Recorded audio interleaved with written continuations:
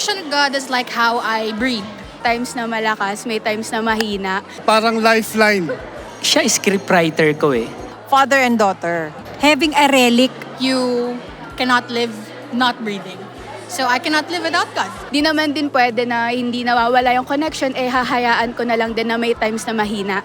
So nandun pa rin yung constant want na malakas yung connection. Ito ay parang lifeline sa akin na nagbibigay buhay kaya ayokong tumigil para sa Lord. Siya yung maker, siya yung producer, siya yung director ng buhay ko.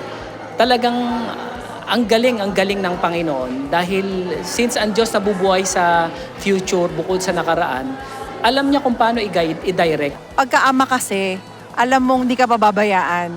So yung kung ama ko dito sa earth, nakita ko kung paano mag-provide, paano magmahal, paano di magpabaya.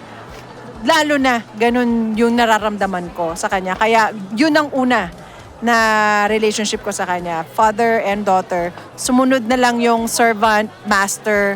Pero lagi na una yung father and daughter sa akin. Pag merong sunog o baha o delubyo o kaya merong tinatawag na earthquake, ang unang nililigtas hindi yung mga ref, appliance, hindi yung mga gamit, kundi yung religious relic. Buhay ang binibigay para iligtas lang yung relic na yun. And that's how I see yung connection sa Panginoon. I can only say na pag naputol yun, nawala yun, sabihin mo na ang isang tao, state of spiritual death. Stay connected and be connected. God bless po, to God be the glory.